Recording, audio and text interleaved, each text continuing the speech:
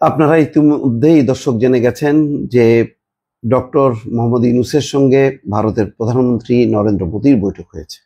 খুবই আলোচিত বৈঠক এবং এই সাইডলাইনের বৈঠকটি অনেকটা দ্বিপাক্ষিক বৈঠকের রূপ নিয়েছে। ব্যাংককের সেই বিমস্টেক সম্মেলনের ফাঁকে সাইডলাইন বৈঠক। এখানে বলা হচ্ছে যে আধা ঘন্টারও বেশি সময় ধরে দ্বিপাক্ষিক বৈঠক করেছেন। মানে এটাও সম্ভবত নজিরবিহীন। মানে সাইড লাইনে আধা ঘন্টার বেশি বৈঠক হয়, অনেকটা দ্বিপাক্ষিক বৈঠকের রূপ নিয়েছে। এবং আমি ভাবছিলাম যে আসলে ভাষা কিছু কথাবার্তা, সৌজন্যমূলক কিছু কথাবার্তা, এগুলির মধ্য দিয়ে কি শেষ করবে বাংলাদেশ প্রথমবারের মতন? দেখা গেল যে না, ঠিক যে পয়েন্টগুলো তোলার দরকার ছিল ঠিক সেই সব পয়েন্ট তুলেছে। শেখ হাসিনার প্রত্যর্পণ চেয়েছে বাংলাদেশ। ডক্টর মোহাম্মদ ইউনূসের মুখ থেকে এই দাবিটি উত্থাপিত হয়েছে। এটি জনতার দাবি, এটা গণঅভ্যুত্থানের দাবি। সেই দাবিটি তিনি উচ্চারণ করেছেন। সীমান্ত হত্যা উল্লেখ করেছেন, তিস্তার পানি বন্টন, তারপরে গঙ্গার পানি বন্টন যেই চুক্তিটা সেটা নবায়ন, এমন কোনো গুরুত্বপূর্ণ যেই ইস্যুগুলো যা তোলার দরকার তিনি তুলেছেন। আচ্ছা, আমি আপনাদেরকে বলি দর্শক, শেখ হাসিনা তো প্রায় বাহানা খুঁজতেন ভারতে যাওয়ার, এবং তিনি দ্বাদশ সেই আমিরামি নির্বাচনের পর দুবার গেছেন। একবার হচ্ছে ওই শপথ অনুষ্ঠানে নরেন্দ্র মোদীর, আবার নির্বাচিত তিনি প্রধানমন্ত্রী হিসেবে দ্বিপাক্ষিক বৈঠকে গেছেন আরেকবার, দুইবার, খুব অল্প সময়ের মধ্যে, 2-3 মাসের মধ্যে। উনার বাহানা ছিল যে কিভাবে নিয়ে যাওয়া যায় আর কি। তো যাই হোক, কোনো বৈঠকে কখনো শুনেছেন যে এই যে সীমান্ত হত্যা বা তিস্তার পানি বন্টন, এটা বারবার তাগাদা দিতে এই আলোচ্য সূচিতে এসছে? আসেনি। এটা বলার মতন সাহস শেখ হাসিনার নাই। তিনি বলেন না, মানে আমি তো ক্ষমতায় থাকতে চাই না, কিন্তু কি করব, বারবার জনগণের ভোটে আমরা নির্বাচিত হই, কিন্তু আমার কোনো আকাঙ্ক্ষা নেই, জনগণ ভোট দিলে থাকবে, না দিলে থাকবো না, এরকম একটা ভাব নিয়ে একটা ভং ধরে থাকতেন উনি। কখনো বাংলাদেশের, আমি বুঝলাম শেখ হাসিনা প্রত্যর্পণ এটা তো বাংলাদেশের নতুন ইস্যু, কিন্তু বাংলাদেশের শেখ হাসিনা যখন ছিলেন তখন কি ইস্যু ছিল? কি সীমান্ত হত্যা, তিস্তার পানি বন্টন, আর গঙ্গার যেই পানি চুক্তি সেটা হচ্ছে আবার নবায়ন করা। একটা উঠাননি, বরং তিনি আদানির কাছে বাংলাদেশের স্বার্থ বিপন্ন করে বিদ্যুৎ চুক্তি করে আসছে, এবং তার খেসারত দিতে হচ্ছে, বহু মূল্যে সেই বিদ্যুৎ গিলতে হচ্ছে বাংলাদেশকে। এছাড়া ওই সীমান্তে চলাচল, তারপরে মংলা বন্দর উন্নয়ন, তারপরে হলো করিডোর দেয়া, মানে যতগুলি সব ইন্ডিয়ান প্রজেক্ট ছিল উনার ছিল ওইগুলো নিয়ে মাতামাতি। কিন্তু বাংলাদেশের জন্য উনি মুখে বলতেন, হ্যাঁ আমি যা দিয়েছি ভারত তা কখনো শোধ করতে পারবে না।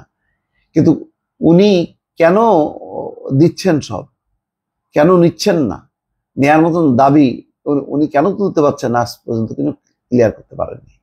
আজকে ডক্টর মোহাম্মদ ইউনূস প্রথম বৈঠকে যেই সম্পর্কে টানাপোড়েন ছিল 8 মাসের মাথায় এসে, তাতে অ্যাভয়েড করতে পারতেন, মনে করতে পারতেন যে না, প্রথম বৈঠকেই এটা না তোলাই ভালো, কিন্তু ঠিকই তুলেছেন। প্রেস সেক্রেটারি কি কি বিষয়ে আলোচনা হয়েছে সেটা ব্রিফ করছেন, দেখেন আমরা একটু শুনি ওনার মুখ থেকে। মাননীয় চিফ অ্যাডভাইজার মহোদয় ইন্ডিয়ার প্রধানমন্ত্রী শ্রী নরেন্দ্র মোদীর সাথে বৈঠক করেছেন, এবং বৈঠকে আমাদের সাথে যে পারস্পরিক স্বার্থ সংশ্লিষ্ট যতগুলো ইস্যু ছিল সবগুলো নিয়ে কথা হয়েছে, এবং আমরা আমাদের যেগুলো স্বার্থ সংশ্লিষ্ট যতগুলো বিষয় ছিল সবগুলো বিষয়ই আমাদের চিফ অ্যাডভাইজার মহোদয় সেই মিটিংয়ে বলেছেন। যেমন শেখ হাসিনার প্রত্যর্পণ বিষয়ে কথা হয়েছে, শেখ হাসিনা যে ওইখানে বসে অনেক ধরনের ইনসেন্ডিয়ারি কমেন্ট করছেন সেগুলোর বিষয়ে কথা হচ্ছে। তারপরে বর্ডার কিলিং নিয়ে কথা হয়েছে। আমাদের দুই দেশের মধ্যে যে গাঞ্জেস ওয়াটার ট্রিটিটা আপনি জানেন যে নতুন করে এটার এক্সপায়ার হয়েছে, নতুন করে ট্রিটিটা হওয়ার আবার কথা হচ্ছে, এবং তিস্তা ওয়াটার, এগুলো সবগুলো নিয়েই কথাবার্তা হয়েছে। আমি বলবো যে মিটিংটা খুবই কনস্ট্রাকটিভ, প্রোডাক্টিভ এবং ফ্রুটফুল হয়েছে। শুনলেন দর্শক, তার মানে উনি কোনো কথা বাকি রাখেননি। যা যা মোটা দাগে বলার দরকার সেটা বলছে। এবং আধা ঘন্টা তাহলে কি নিয়ে আলোচনা হইতে পারে বুঝেন, আধা ঘন্টারও বেশি। তার মানে কোনো কি বিষয় বাদ রাখেনি। অর্থাৎ কি কি বিষয় এখন সমস্যা হচ্ছে, বাংলাদেশ কি কি ফেস করতেছে, কি কারণে দূরত্ব, কি করলে দূরত্ব কমবে, সেটা বাংলাদেশের পয়েন্ট অফ ভিউ থেকে তিনি জানিয়েছেন। নরেন্দ্র মোদীও নিশ্চয়ই বলেছেন যে তোমরা চীন নিয়ে বেশি মাতামাতি করো না, পাকিস্তান নিয়ে মাতামাতি করো না, আমরা তো আছি। ভারতের দিক থেকে ভারত কি কি বলছে এটা এখনো প্রকাশ হয়নি, ফলে আমি আগাম কিছু বলছি না। আমি ধারণা করি যে ভারতের একটা উদ্বেগ আছে চীন এবং পাকিস্তান নিয়ে, হয়তো সেটা তিনি বলেছেন। হয়তো ডক্টর মোহাম্মদ ইউনূস বলেছেন সার্ককে সচল করা, তখন বলছে যে না ভাই, সার্ক সচল করা সম্ভব না, আসলে আমরা বিমস্টেক নিয়ে আমরা মাথা কামাই, এটা হইতে পারে। কিন্তু বাংলাদেশের একেবারে যেই একেবারে স্বার্থ সংশ্লিষ্ট ভারতের সাথে, সেগুলো কিন্তু তিনি সবিস্তারে উঠেছেন। তাহলে কি দাঁড়ালো? জনগণের ভোটে বারবার নির্বাচিত হওয়া সেই প্রধানমন্ত্রী, তথাকথিত জাল জালিয়াতি ভোটের, ভোট চুরির একেবারে মানে 3 বারের চ্যাম্পিয়ন শেখ হাসিনা বলতে পারেন না, কিন্তু গণঅভ্যুত্থানে ক্ষমতাসীন এখন ডক্টর মোহাম্মদ ইউনূস, তিনি ঠিকই কিন্তু বলে আসলেন। ক্ষতি হয়েছে কোনটা দেশপ্রেম আর কোনটা দেশদ্রোহিতা, দর্শক আপনারা বোঝেন। ভালো থাকবেন। কোনো কূটনৈতিক না, সে একজন দোভাষী। ডক্টর ইউনূসের সাথে কথা বলতে, ইংরেজিতে কথা বলতে মোদির দোভাষী প্রয়োজন হচ্ছে। ভারতের দুর্ভাগ্য, বাংলাদেশ এমন একটা সময় এমন একজন নেতা পেয়েছে, যেই সময় ভারতের নেতা তার আশেপাশেও অতটুকু না 100 ভাগের 1 ভাগ যোগ্যতাও রাখে না। রিপাবলিক বাংলায় একবারে বুক ভরে বলেছিলাম যে ডক্টর ইউনূস যেই মানের বিশ্ব নেতা, সেই মানে পৌঁছাতে মোদিকে 100 বার জন্ম নিতে হবে। তখন রিপাবলিক বাংলার ময়ূখের মুখটা ফিউজ হয়ে গিয়েছিল। শুধু রিপাবলিক বাংলা না, আজকে মোদি এবং ডক্টর ইউনূসের মিটিং হলো, ভারতের গণমাধ্যমগুলো মুখে কুলুপ দিয়ে রাখছে, কিছু বলতে পারছে না। আসলে কি আলোচনা হয়েছে আজকে যে বিষয়গুলো আলোচনা হয়েছে, সীমান্তে নাগরিক হত্যা নিয়ে আলোচনা হয়েছে। ভারতের গণমাধ্যম কি লিখবে? বছরের পরে বছর বাংলাদেশের নাগরিকদের কিভাবে হত্যা করা হয়েছে, এই কথাটি ভারতের গণমাধ্যমগুলো কি লিখতে পারবে? আমি জিজ্ঞাসা করছি। নিরীহ মানুষকে হত্যা করেছে, 27 জন শিশু বিএসএফ হত্যা করেছে এই আমাদের সীমান্তে। একজন শিশু, সেও কি বিএসএফকে প্রতিহত করতে গিয়েছিল, যে কারণে তাকে হত্যা করতে হলো? বিএসএফ এর কাছে জিজ্ঞাসা, নরেন্দ্র মোদীর কাছে জিজ্ঞাসা। এই তথ্যগুলো আমরা বারবার প্রধান উপদেষ্টাকে দিচ্ছিলাম, মেইল করছিলাম, জানাচ্ছিলাম। আমাদের যখন মিটিং হচ্ছিল তখন পরিসংখ্যানগুলো তুলে ধরেছিলাম যে আমাদের গত 16 বছরে 1000-এর উপর বাংলাদেশি নাগরিক হত্যা হয়েছে, যার ডকুমেন্ট হয়েছে মাত্র 600-র মতো, বাকিগুলো আনডকুমেন্টেড। এবং বেশিরভাগ মৃত্যুর ক্ষেত্রে জানাজা নামাজও পড়া হয়নি। তড়িঘড়ি করে শেখ হাসিনার সময়ে পুলিশ আমাদের এই সীমান্তে নিহত নাগরিকদেরকে মাটি চাপা দিত, জানাজা নামাজ পড়তে দিত না, উল্টো নিহতদেরকে চোরা কারবারি বলার চেষ্টা করত। গতকাল বিএসএফ ভুল করে একজন ভারতীয় নাগরিককে গুলি করে হত্যা করেছে। কেমন লাগে? এভাবেই নিয়মিত বাংলাদেশের নাগরিকদেরকে তোমরা হত্যা করছো। নিজের দেশের মানুষ নিজেরাই মারলা। একবার বিবেচনা করো। সীমান্তে অপরাধ সংগঠিত হয় সারা বিশ্বেই। ভারতীয়রা অপরাধ করে, বাংলাদেশিরা অপরাধ করে। প্রত্যেকটা অপরাধের জন্য নির্দিষ্ট শাস্তি আছে, আইন আছে, আন্তর্জাতিক নিয়ম আছে। সেই নিয়ম অনুযায়ী বাংলাদেশের কেউ যদি কোনো ভুল করে, তার বিরুদ্ধে ব্যবস্থা নেওয়া হবে, ব্যবস্থা নেবে। কিন্তু এভাবে সীমান্তে পাখির মতো মানুষকে গুলি করে হত্যা কোনোভাবেই প্রশ্রয় দেওয়া যায় না। এছাড়া আলোচিত হয়েছে গঙ্গা পানি চুক্তির মেয়াদ শেষ হয়ে গেছে, সেই বিষয়ে আলোচনা হয়েছে। তিস্তা পানি চুক্তি বিষয়ে আজকে একটা কথা ভারতীয়দেরকে জিজ্ঞাসা করি। এই যে নদীগুলোর উপরে তোমরা বাঁধ দিয়ে পানিগুলো আটকে দিয়েছ, নিচু দেশের দিকে পানি প্রবাহিত হবে, খুবই স্বাভাবিক।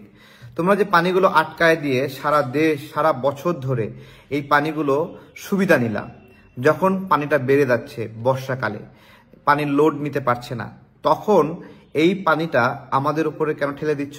নিজেদেরকে প্রশ্ন করো, আমরা যদি বর্ষার সময় অতিরিক্ত পানির কারণে ক্ষতির ভাগ নিতে পারি, তাহলে শুষ্ক মৌসুমে যেইটুকু পানি আছে সেটুকু পানির কেন ভাগ পাবো না? এই নদীগুলো ভারতে উৎপত্তি হয়েছে এরকম না, এগুলো আন্তর্জাতিক নদী, কমপক্ষে 3টি দেশ থেকে টাচ করেছে এই নদীগুলো। সেই নদীগুলোর পানির হিসাব চাচ্ছি, যেগুলোর উৎপত্তি স্থল ভারতও না, ভারতও ওই নদীগুলোর পানি ভোগ করছে, অন্য দেশ থেকে আসা পানি। সেই পানিগুলোর একটা অংশ, ধরেন 1 বালতি পানি ভারতের কাছে আছে, আন্তর্জাতিক নদীর পানি, ভারতেরও অধিকার আছে, আমাদেরও অধিকার আছে। 1 বালতি পানির মধ্যে 1 গ্লাস তো আমরা ভাগ পেতে পারি। আমরা নিচু দেশে যারা আমরা ক্ষতির ভাগ বহন করি, 1 গ্লাস পানি তো পেতে পারি। এই বিষয়গুলো ভারতীয়রা বোঝে না। এই না বোঝার কারণে আমাদের দূরত্ব। ভারতের নাগরিক, ভারতের রাজনৈতিক ব্যক্তিবর্গ, সরকারি দল, বিরোধী দল কখনো কেউই আমাদের এই বিষয়গুলোতে সহযোগিতা করেনি, সমর্থন করেনি। আমরা বলে যাচ্ছি, যে কারণে আমরা এই প্রশ্ন তুলেছি, ভারত আমাদের বন্ধু কিনা আমাদের আরেকবার বিবেচনা করতে হবে।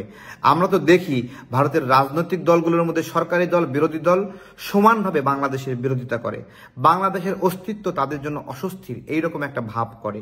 আমিও আপনাদেরকে বলছি, ভারতের যে ভৌগোলিক কাঠামো সেটা যেরকম বাংলাদেশের জন্য অস্বস্তি, বাংলাদেশের ভৌগোলিক কাঠামো ভারতের জন্য অস্বস্তি। এটা আপনারা মনে রাখবেন। প্রত্যেকটা জায়গায় আপনারা যেরকম আমাদের উপর নির্ভরশীল, আমরাও আপনাদের উপর নির্ভরশীল। কিন্তু যেই নিপীড়নটা করছেন সেই নিপীড়ন আর করতে পারবেন না, কারণ আমাদের সাথে আছে বিশ্বমানের একজন নেতা। আমরা আর পিছনে ফিরে তাকাবো না, শুধুই সামনে যাব। অনেকগুলো বিষয়ে আমরা অগ্রগতির সামনে আছি। আমি আপনাদেরকে বলছি, রোহিঙ্গা বিষয়ে আপনারা যে যে ষড়যন্ত্র করেছেন সবকিছু ছিন্ন করা হবে।